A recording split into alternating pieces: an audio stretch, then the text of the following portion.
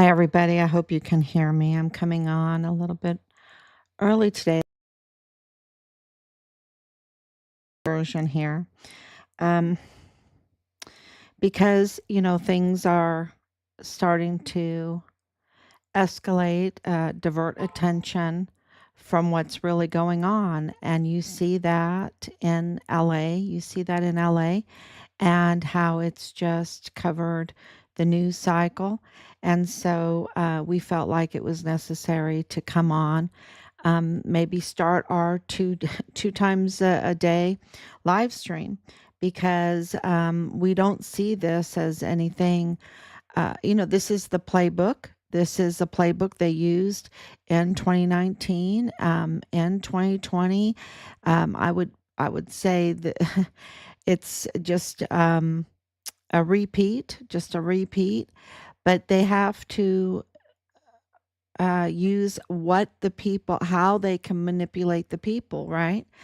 And they use innocent people, or people that don't want to go back to Mexico or Palestine or wherever they came from. They don't want to go back, and they have reasons why they don't want to go back. And it's very understandable. And then they'll use them. They've turned them into criminals. They've groomed them. They've groomed them into even being violent now, right? And we see that. And this is the same playbook from El Paso, where tell me if we're wrong, but we're going to make our argument of why this is a diversion again, a bloody diversion, a very economically destructive diversion, just like the pandemic was just worldwide, okay, um, diversion, a worldwide diversion. Yes. Did people get hurt? Yes, they did. They absolutely got hurt. But was the handling of that, was the reporting on that misleading and also um, uh, uh, in the tone to scare the hell out of everybody so that the economy worldwide could be affected and a diversion from uh, the major crimes that were occurring, the um, this open border problem that made so many victims. So many are victims, and now some of them are even becoming, joining the criminal way, the criminal way. St. Augustine. Let me make sure that I'm on here. St. Augustine. Let me make sure that you can hear me. This open okay. Border. Yep. Okay. Um,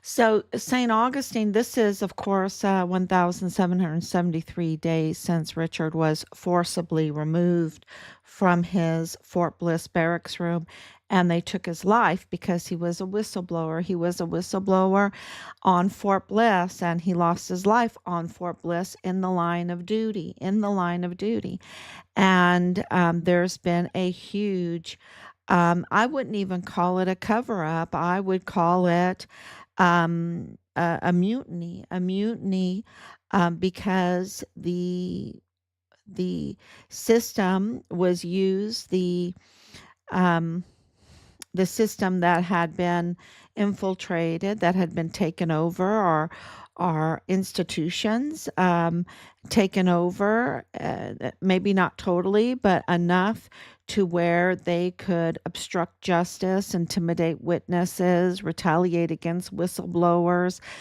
tamper with evidence, and absolutely we had even the Interpol was a mockery of Dallas Hart's face, superimposed on Richard's to give to the Interpol. And, the Interpol finally caught on and took that down. Our home was searched without a warrant. That was to intimidate. They knew that we were serious about about coming to El Paso. That was right before we came to El Paso to rally because we were getting the approvals from the city to hold the rallies. So they knew that we were coming to have the rallies to speak to soldiers and to El Pasoans to get answers for our son. And anytime you're speaking to people, you're getting information. You're getting information about the criminal trafficking. You're getting information about the ongoing investigations and audits that President Trump's first administration was doing, just like now. And you're getting information about Richard being a whistleblower. They did not want that out at all. They absolutely obstructed that as much as they could. But it's the rallies, him being forcibly removed, the rallies of how the cartel was so infiltrated. And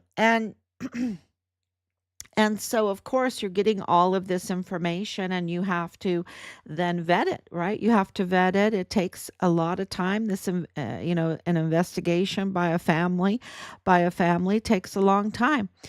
So you have to collect the information. You have to identify the crimes, the criminals, and then you have to document it all, and then you have to file it. You have to file it. And as we're doing that, more and more information, day by day, breaking news, was coming out. The whole thing with Nidal Baem, the fake dog and pony show of the staged um, task force find Richard Halliday, where the command were out of uniform in the headquarters, conducting a task force with 15 plus agencies there: ATF, Homeland Security, CBP, El Paso Police, military, government, military.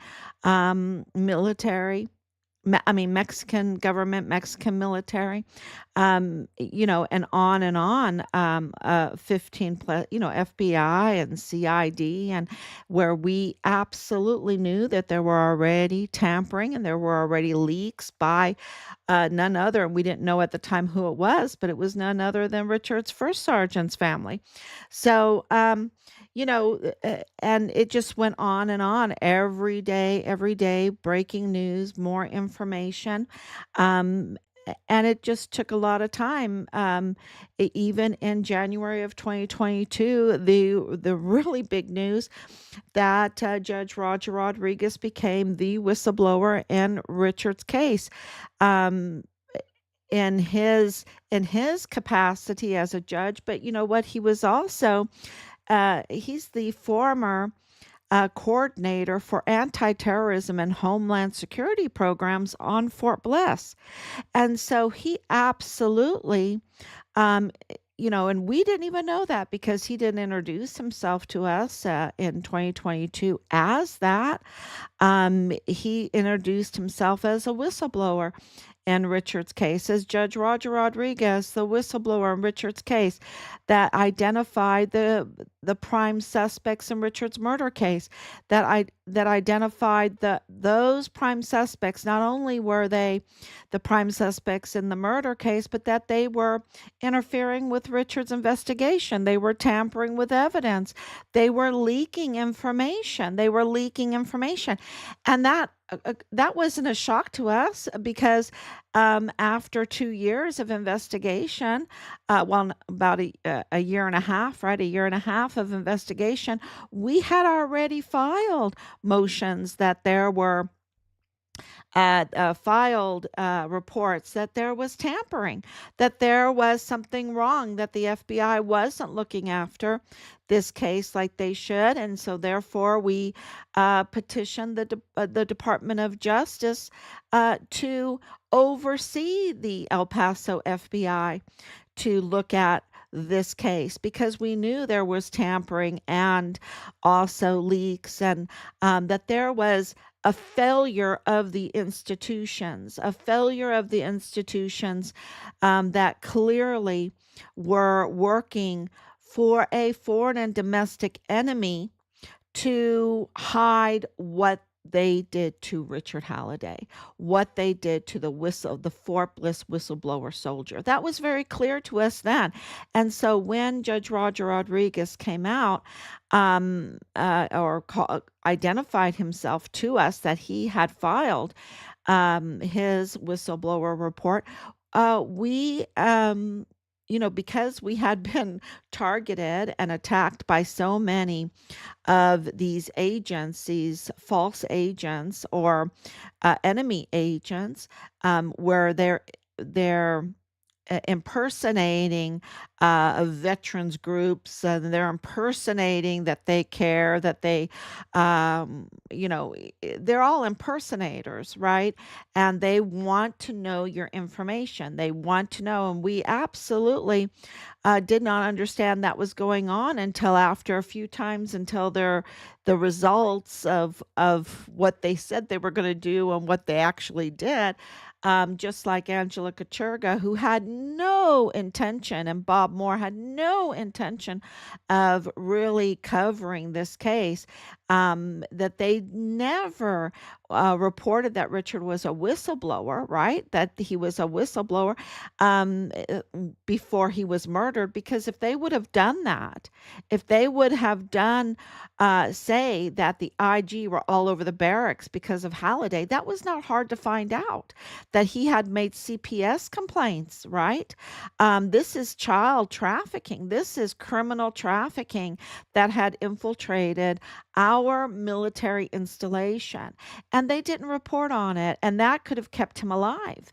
That could have absolutely kept him alive. And then to find out that these very institutions in the media institutions, that they were family members connected to the very foreign agents and foreign infiltration, cartel connected infiltration into our institutions, then you know that they were part of it from the very beginning. They were part of targeting Richard, the retaliation against Richard, the murder of Richard, and then the disposal of his remains, and the lack of contacting our family.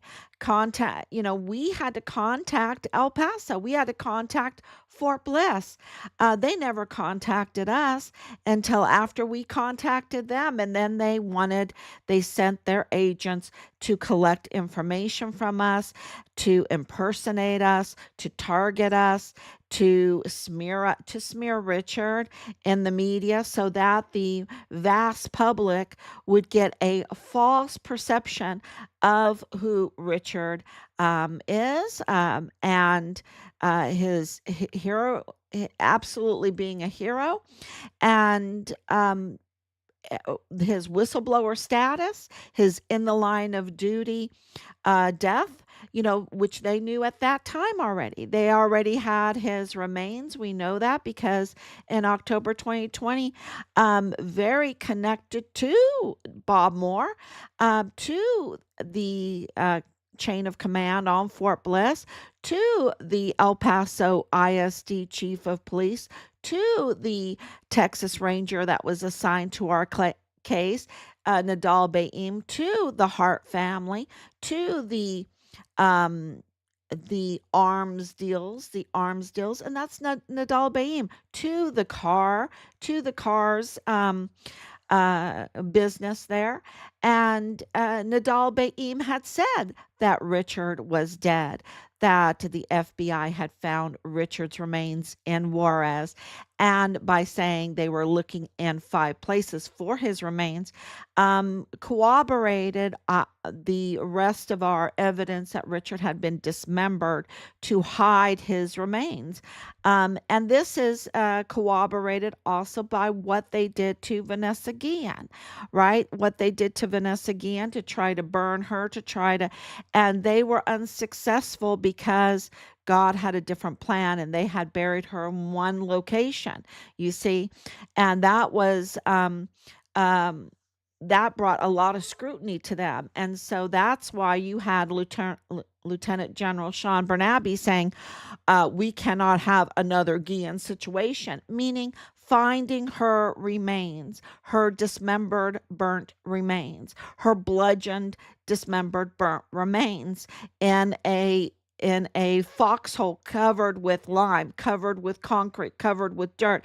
They thought that they could absolutely hide her remains, and they did, you know, a very sophisticated job trying to do that.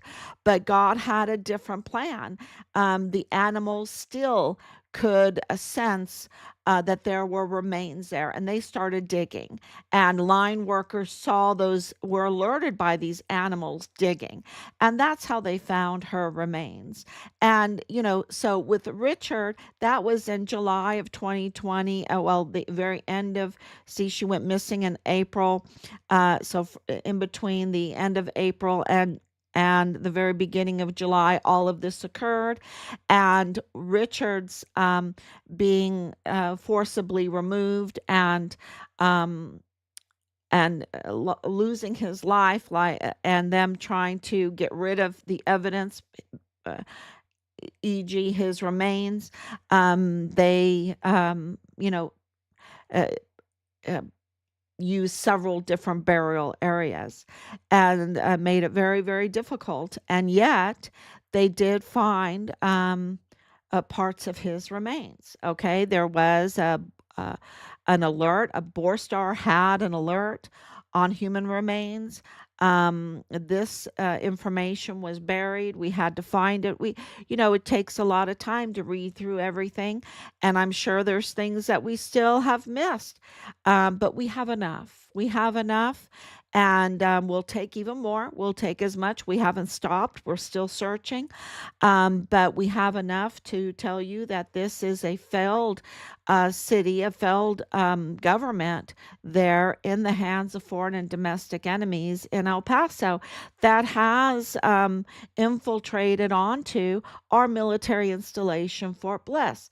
So now I know that the very first stop that Pete Hegseth, the Secretary of Defense, made when President Trump took office in January 20th, 2025, and 4 days later, uh, January 24th, 2025, he designated Richard's death as in the line of duty, confirming all the other evidence that we have that Richard was murdered in the line of duty on Fort Bliss.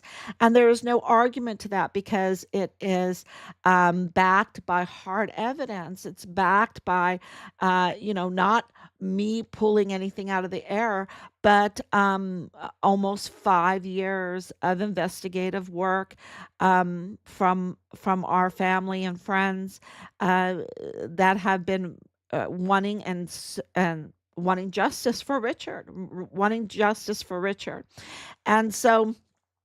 And they want his remains. Just we want his remains, right? Um, because yeah, it's the right thing. It's the right thing. And this really leads into what is going on.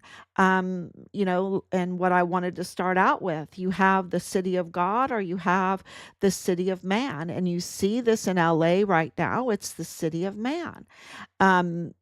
Man's will is full of destruction and harming the economy, not even thinking about other people, not thinking about the children, not thinking about businesses, not thinking about families that have mortgages to pay, that have car payments to pay, that have spent their lives building their businesses, and now they can't even drive to their businesses. It's the same thing with what happened in 2020. It is just a city of man where they don't even care about other people's lives, and they absolutely are grand theft larceny right now. They're starting to break into businesses and steal at will, and you have the breakdown of the city, right? You have the breakdown of the institutions.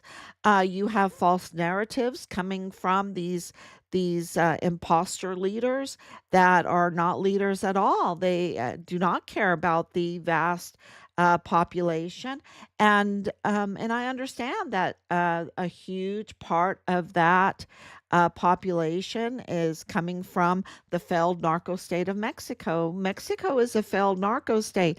The cartel control a huge swath of Mexico. That's not me saying it. That's all these reports, the DHS reports, the port reports, where they are absolutely entrapped in the cartel and CCP.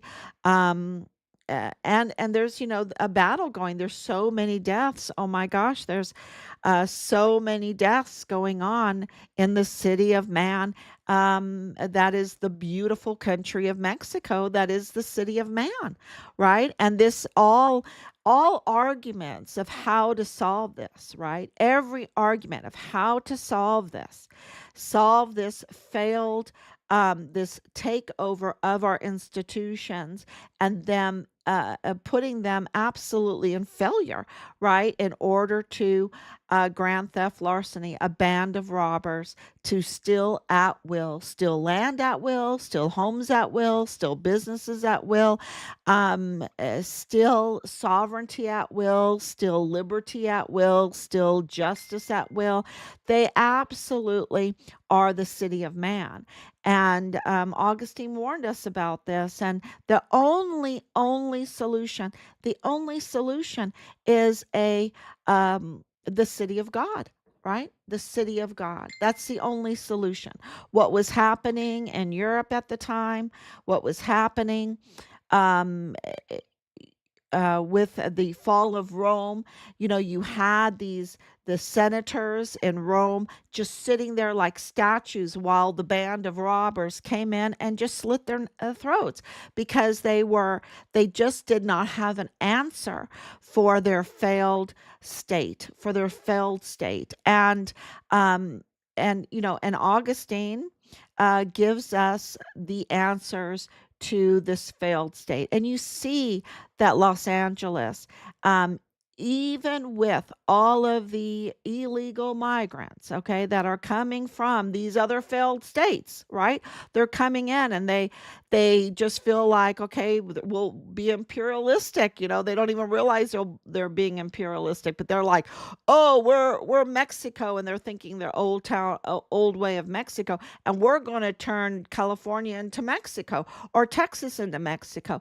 Well, wait a minute. It's a failed state, and Mexico is the city of man. So you just want to turn California into the city of man? You just want to turn Texas into the city of man? By destroying businesses, by blocking roads, by being violent, burning vehicles, um, uh, you know, disrespecting institutions. It's just, it is the most insane.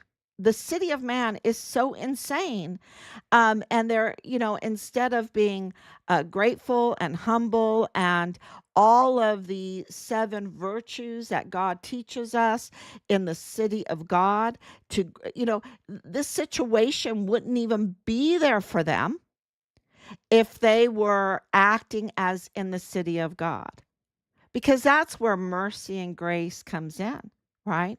But they are wanting to destroy and yet get benefits. They are wanting to hurt and yet demand benefits, demand money, demand housing, demand healthcare, demand all of this stuff, while they are actually destroying the businesses that would give them that, right? Destroying the families that would give them that, right? Americans are the most giving. That's why they can do this here. We are so giving. We're so accepting to so many cultures.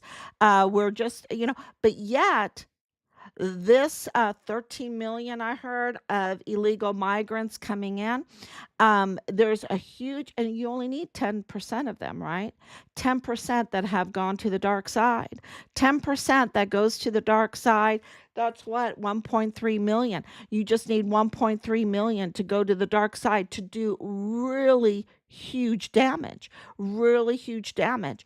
And so you in Mexico right now, you have security, police, whatever. They're all they're all quitting or going over to the cartel side just to live. They're quitting. And that's why you have President Schaumbaum over there, who's not really the president of anything, right? She's not the president of anything because Mexico's a failed state.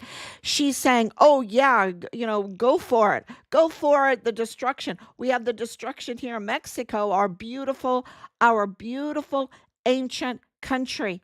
Our beautiful ancient Mexico City is it's just amazing, absolutely amazing ancient city with so much to offer, and yet they are instituting the city of man for its destruction because to um they don't want the city of God, God the Father, God the Son, God the Holy Ghost, because that's the answer to it all. And you see that in John Calvin's Institutes of the Christian Religion, where he lays it all out, how to build the city of God, right? You have one Christian father after the other building upon building upon each other. And you have then the Institutes of Biblical Law by R.J. Rushdoony, who absolutely shows you how to build a very healthy family, how to build a healthy family, and how to build the city of God in our communities, And if every community does that, then we have this beautiful country. And that beautiful country then is peaceful and respecting of our land, of our people, of our businesses. And yet, we have this city of man that is just a band of robbers, destroyers and robbers, thieves and thugs and thieves that exploit women, that exploit children, that exploit men, that exploit definitions. They don't even know how to define anything. And this is what we're seeing. And this is why this is a diversion. This whole thing is a diversion for the city of man. This is my opinion. I'm allowed to have my opinion. And this is why we are wanting to put all of our energy into what is right without fear, to get justice for our son, to have a future for our country. We have a beautiful Constitution. What is the Constitution even built upon? It's built upon biblical law, the city of God. It's built upon the city of God. Without the city of God, the Constitution cannot work properly. That's why you see the justice system in shambles. That's why you see the takeover of the institutions to really, it's a war against the city of God. The Constitution of the United States, the Texas Constitution that gives people rights but demands respect for property, makes it illegal to do what is going on right now in LA, what is going on in El Paso. It is illegal what is going on in El Paso. It is illegal what's going on in LA. But you see, they don't have a law structure. They are living in the city of man. They don't care. That's why they act with impunity. What are they acting in impunity with? To the law of God, to the city of God, to moral law, to the Constitution, to the Texas Constitution. That's why you see this is a rebellion against the city of God. And we are a government of the people, by the people, for the people. And, do we want to see these migrants be, uh, be groomed into the city of man? Where they're destroying, where they're breaking windows, where they're throwing stones at a car, hurting people, letting traffickers operate with impunity, letting substances that hurt us flow into our country to put us in some kind of other world so that we're not participating and understanding what's at stake here, just putting us in a dream world of a Vanity Fair. I mean, let's they're just offering us this city of man that's a Vanity Fair. That is the way they compromise. They compromise you by um, by putting stumbling blocks in your life so that you're on video doing things that are not really good, that are illegal, that could put you in jail. And by the city of God, they put who they want in jail when they want, and who they don't want, they let them go with impunity. It's very clear. And so, they want to control you with guilt.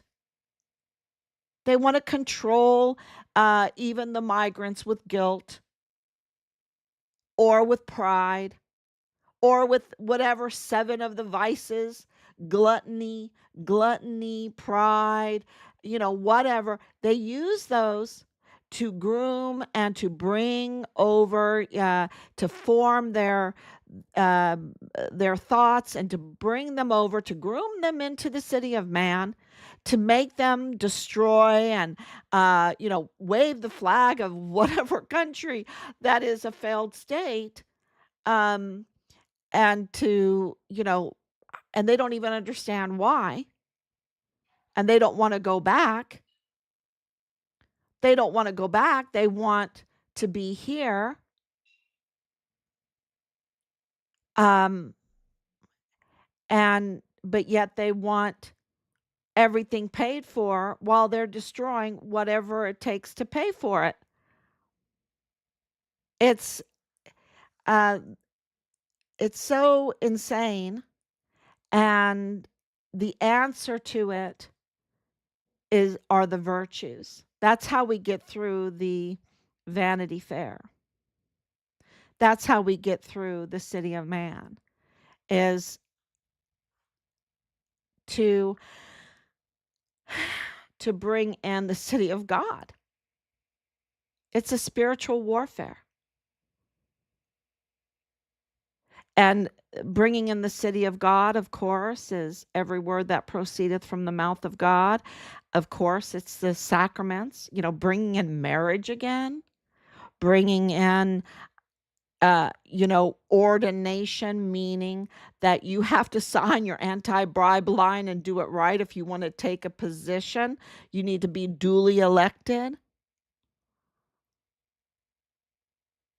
That you have to follow the Ten Commandments, like is stated in that's the bread and the wine, is every word that proceeds from the mouth of God. That's the city of God right there. And those are blessings, those are gifts from God. Baptized in the name of the Father, Son, and the Holy Ghost, meaning you are rejecting the city of man. You're rejecting the devil. You're rejecting the vices. That's what the baptism means. And confirmation, to confirm it, to be mature, to put on your full armor of God and defend the city of God. So this is what is the answer, I believe, to these distractions of violence. And they are, they're very weak. And I want to make that very, very clear. They are no impediment to God and his kingdom. It is us seeing it.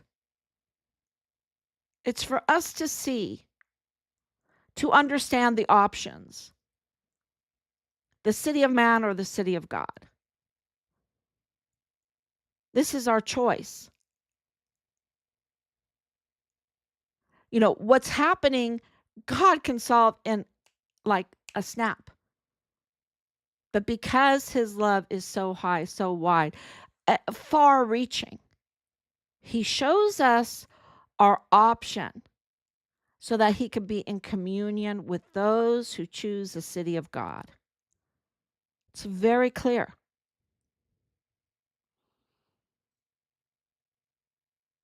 Why he is showing us this, so that we can have a love too,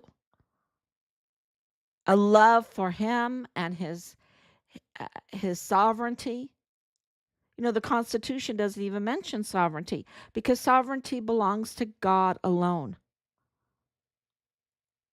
To God alone. And so we just really wanted to put this out, why this is such a diversion from what's happening at the front door of the United States, El Paso, Texas. And you see that Major General Taylor is just lost in the city of man. There's a mutiny, and this is the whole theme of this. The city of man is a mutiny against the United States. President Trump, and don't even have to say Trump, the presidency of the United States, who is duly elected, the ordination. He was elected, huge majority. And so this is a mutiny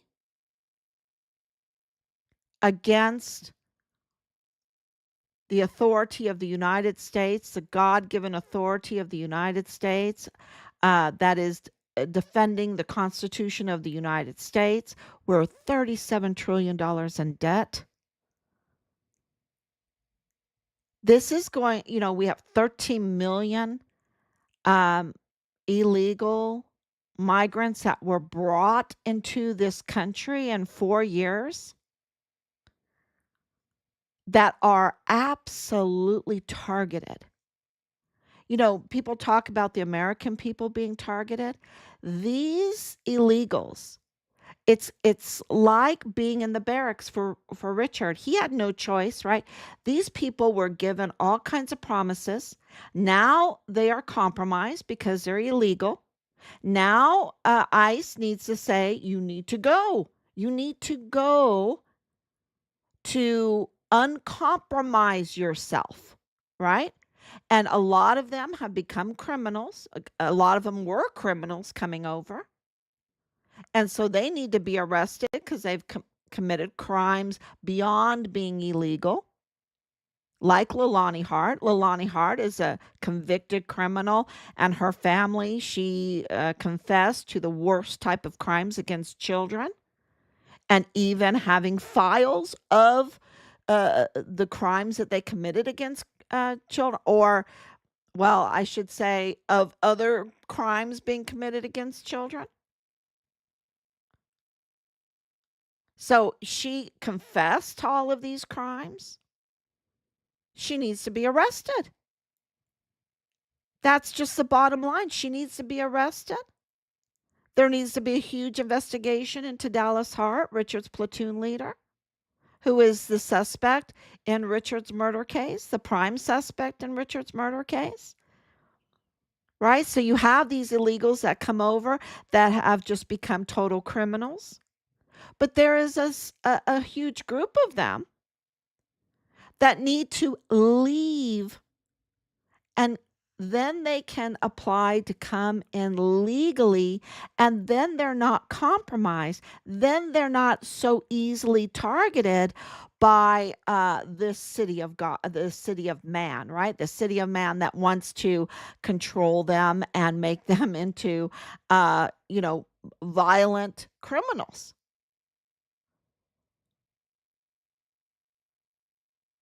It's a trap. It's a trap for people. They're being used. And, and Americans see that.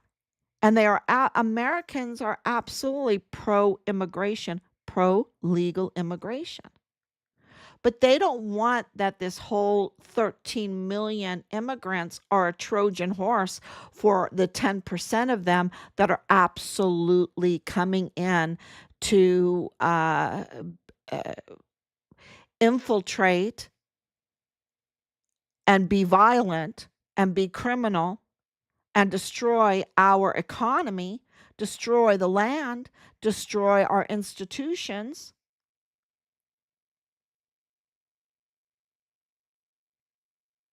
So they need to leave. They need to leave and reapply to come back legally. That's the answer. So that they can be vetted. And to leave is very difficult because they're leaving to go back to failed states, to a lot of danger.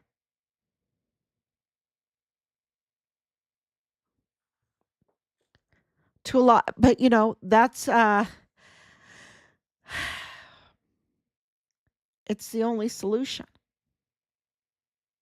And you see this all over where they've did this playbook. Now you can comment and tell me where I'm wrong. Tell me the your opinion on it. But how are we going to get justice for Richard when we have things like L.A. going on, when we have things like El Paso going on?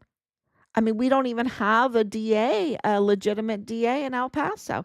We don't even have legitimate magistrate judges in El Paso. We have a corrupt federal courthouse in El Paso. We have a illegal, um, unqualified chief medical examiner in El Paso. This is cartel connected, uh, just the city of man. And, how do you get justice when you have all of this evidence? And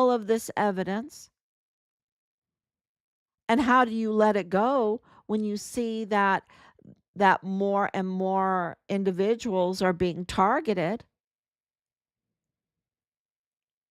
and that this is a takeover of a beautiful ancient city called El Paso? And now they're in LA, you know, trying to totally destroy, even after the fires, they're trying to destroy the economy even more. But yet they demand to have all of these freebies.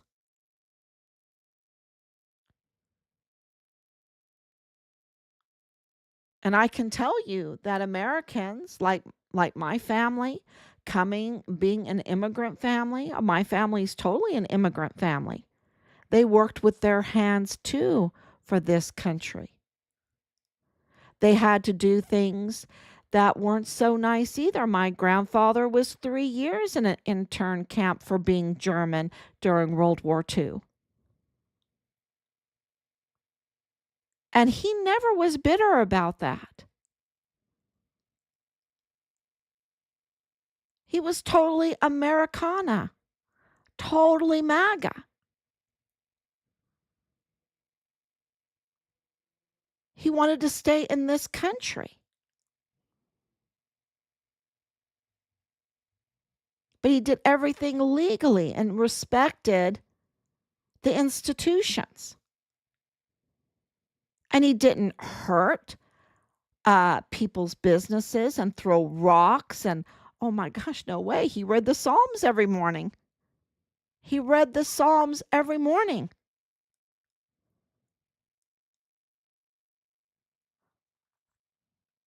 So the answer to this mutiny, and it is a mutiny, you see this with the leadership not doing what they're supposed to be doing and getting paid by taxpayer money, and they're not doing it. And you see it in the military, like with General Taylor, like with General Bernabe, like with General Eisenhower, like with they're all still in. They're all still active duty, and they are like Matlock. I think he's maybe still in. They're absolutely treasonous and impotent because of it, as far as um, doing their duty goes. So, yeah, I just wanted to come on. Thank you so much. And we will be back tonight. We'll be back on tonight at our normal time. And we just really, this media thing, this whole media thing is absolutely, they are part of the city of man doing this in LA and in El Paso. The media is part of the diversion, part of the crime. Bob Moore of El Paso Matters, of El Paso Community Foundation, and his wife, Kathleen Gannett of KTEP, which is NPR, was not covering the city of man. They are part of the development of it and the orchestration of it and the crime itself. They are part of it. And this is the coverage of the media that we're saying that, are putting some kind of rose-colored glasses on this destruction